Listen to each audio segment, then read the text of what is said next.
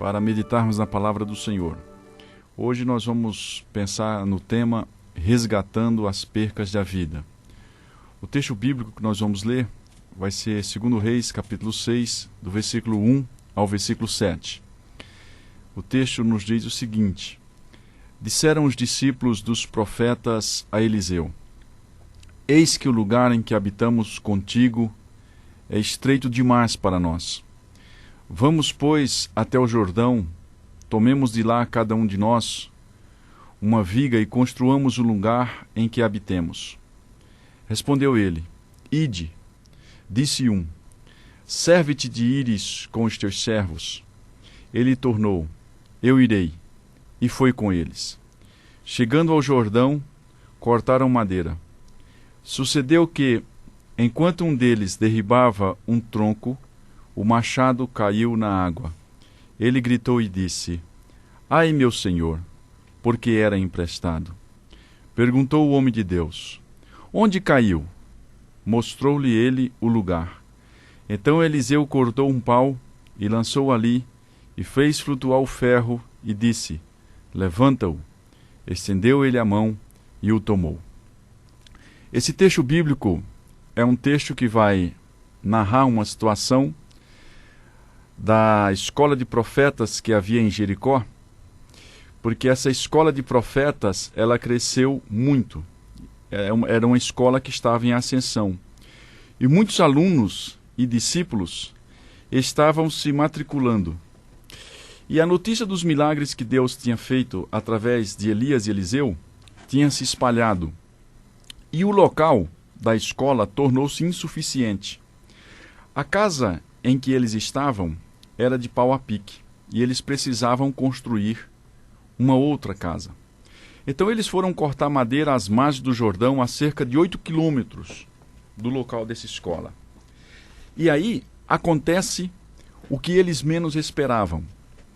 Um machado que um dos profetas, um dos alunos, tinha tomado emprestado, na hora em que ele estava cortando a madeira, o machado caiu na água e ele ficou tremendamente preocupado, desesperado, porque aquele machado, ele era emprestado.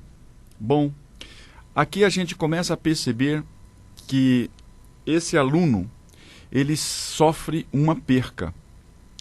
E percas são algumas coisas que estarão sempre acontecendo na nossa vida. Ora nós teremos uma perca maior, ora nós teremos uma perca menor. E isso é um fato. Nós teremos percas na vida. A questão é como nós iremos lidar com essas percas. E isto é uma questão de opção. Quando acontece uma perca na vida, duas coisas irão acontecer inevitavelmente. Ou nós iremos amargurar e nos entristecer e ficar blasfemando contra Deus, ou nós iremos tentar tirar lições, aprender e crescer com a perca que nós sofremos. Por quê? Porque o profeta, nesta ocasião, ele erra a machadada. O versículo 5 diz: Sucedeu que enquanto um deles derribava um tronco, o machado caiu na água. Nem sempre nós iremos acertar em tudo. Chega um momento na vida que é possível que nós venhamos cometer erros. A machadada errada vem na hora que menos esperamos e da pior maneira. Era na hora que ele mais precisava do machado, na hora de cortar o tronco. E da pior maneira porque o machado ele era emprestado. E isso não significa dizer que este jovem, que este aluno de profeta não fosse um jovem de Deus e não estivesse no lugar certo fazendo a coisa certa. E esta sensação de estar no lugar certo fazendo a coisa certa pode ser que mesmo assim, sendo de Deus, estando no lugar certo, fazendo a coisa certa, aconteçam coisas que nós não esperamos, aconteçam coisas que nós somos arrebatados em uma aflição terrível, e isto é uma perca. Nós estamos tentando fazer coisa certa e às vezes cometemos erros. Agora, precisamos diferenciar entre duas coisas. Primeiro, uma coisa é o machado cair acidentalmente. Nós estamos no centro da vontade de Deus, fazendo todas as coisas que o Senhor quer que façamos, e somos surpreendidos com alguma coisa que nós não esperamos. Uma outra coisa completamente diferente é eu jogar o machado e provocar o erro. Se você provocar o erro, provocar o pecado na sua vida, assuma e abandone. Faça o caminho de volta, e este será a melhor opção, este será a melhor escolha para você. Diz aqui o texto bíblico que este jovem, aprendiz de profeta, ele grita por ajuda. Ele dá um grito porque ele se desespera. E gritar por ajuda revela o caráter. Esse desespero dele por conta do machado era justificado, porque o machado que ele tinha era emprestado e ele não tinha dinheiro para comprar um outro para devolver para o seu proprietário. E ele precisava devolver aquele machado e ele fica desesperado. E por que revela o caráter? Porque era uma pessoa que procurava viver corretamente. Ele pede algo emprestado a alguém e ele sente a necessidade de devolver aquilo que não lhe pertencia. E isso revela o caráter dele. Ele era uma pessoa correta. Ele era uma pessoa justa. Ele não tenta arrumar desculpas e não se faz de vítima. Ele tenta fazer a coisa certa. Ele se desespera exatamente porque havia um desejo inerente em seu caráter em fazer o que era correto. Então, se você quer andar na presença do Senhor, procure fazer o que é certo da melhor maneira possível. Não arrume desculpas para os seus erros ou para as suas percas. Assuma cada um dos problemas ou cada uma das percas que haja na sua vida. Viva corretamente. Seja uma pessoa correta. Pague suas contas em dia. Não deva para as pessoas. Não faça nada de errado em relação à sua vida financeira. Procure andar corretamente. Quando você dever, tente pagar o que você deve, exatamente como a palavra de Deus exige de um servo do Senhor, de uma serva de Deus. Identificar a sua situação é um caminho para resolver o problema. E aqui diz que este aluno de profeta, ele vai tentar identificar o que está acontecendo com ele. E Deus revela que o caráter dele era um caráter justo por aquilo em que ele estava requerendo. E aí, além de ele se desesperar por conta de tentar fazer o que é correto, devolver aquilo que era emprestado, ele vai procurar identificar o seu erro. Diz que o versículo 6, o profeta de Deus faz uma pergunta, e a pergunta é: onde caiu o machado?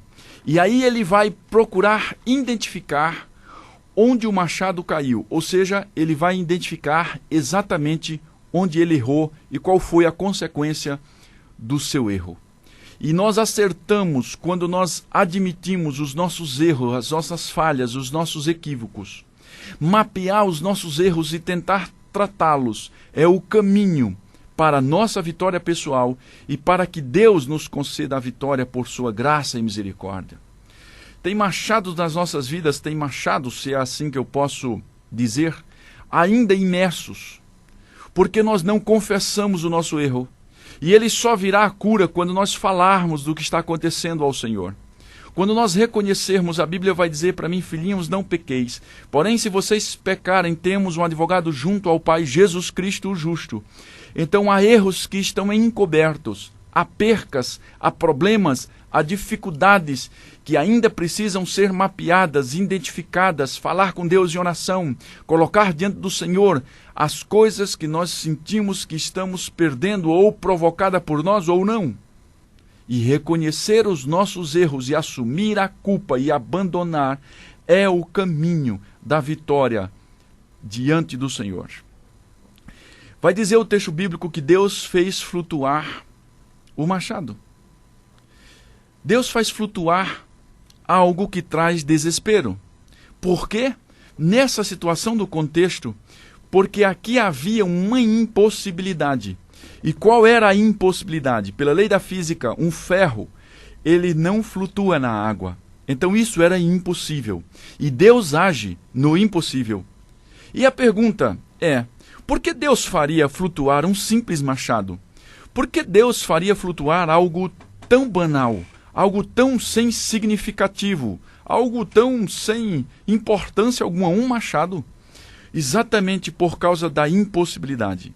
Primeiro, porque eles não tinham dinheiro para comprar um outro, porque aí as coisas se resolviam facilmente. Então, quando existe a possibilidade do homem, há um agir soberano e glorioso de Deus. Então, isso significa dizer que Deus está interessado até nas coisas mais triviais da nossa vida. Ele, às vezes, satisfaz nossas necessidades com coisas sem importância alguma. Deus nos ajuda tanto em nossas perturbações, pequenas como grandes. Isso mostra que Ele se interessa por nós até no trivial e banal. Deus faz emergir para resolver o que traz o pânico, porque na verdade o propósito soberano de Deus era aliviar a angústia desse aluno de profeta e também revelar o seu poder extraordinário para que eles percebessem quão grande o Senhor era.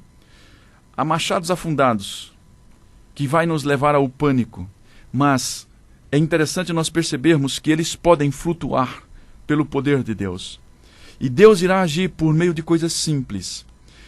Diz aqui o texto bíblico que o profeta joga uma vara ao lado de um machado. A pergunta é, quais são os nossos machados imersos que nos levam ao desespero? O que está acontecendo na nossa vida que Deus precisa agir para trazer alívio para a nossa alma? Perceba que Deus vai se interessar por coisas simples. Parece que a gente tem ideia de que Deus só age em coisas muito grandes. Não. Deus age em coisas simples, do dia a dia, da rotina. Coisas que às vezes parecem nos arrebatar os sentidos e nós ficamos apavorados. E às vezes são coisas simples. E Deus nos ama de tal maneira que Ele se revela através de coisas simples, apenas para acentuar e evidenciar o quanto Ele tem cuidado de nós.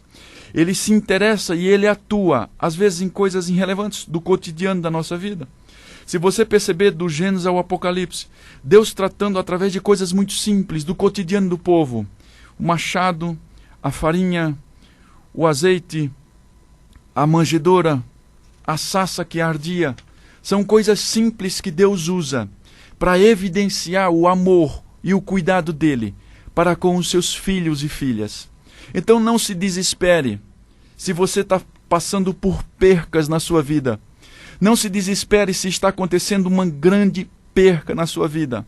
Há um Deus soberano que ama você, que Ele está no controle de todas as coisas, que Ele pode fazer emergir o que você perdeu, para evidenciar o seu cuidado paternal, o seu amor glorioso e eterno por você, porque Ele ama você. Mesmo que você cometa erros, Ele ama você. Mesmo que você passe por percas grandes, Ele ama você. Mesmo que sejam coisas simples do seu cotidiano, Ele ama você. E através desse amor extraordinário, Ele pode fazer com que as coisas, segundo a sua vontade soberana, e não a nossa, mas segundo a sua vontade gloriosa, eterna e soberana, Ele pode fazer com que as coisas voltem ao normal. O flutuar do machado era simplesmente fazer com que as coisas voltassem ao normal. E naquele desespero de alma daquele aluno de profeta, ele se desespera porque ele apenas queria que as coisas voltassem ao normal. E Deus pode, segundo a sua vontade soberana, fazer com que as coisas voltem ao normal na sua vida. Basta que você creia nele, basta que você o busque, basta que você se entregue de todo o seu coração, que você se prostre diante dele, humildemente, clame ao Senhor, como eles clamaram naquela situação, e Deus fez flutuar uma perca para restaurar, para tirar a angústia da alma. Creia no Senhor Jesus, entregue sua vida a Ele de todo o seu coração, e Deus irá, segundo a sua vontade soberana, restaurar as percas da sua vida. Que Deus te abençoe grandemente, em nome de Jesus. Amém.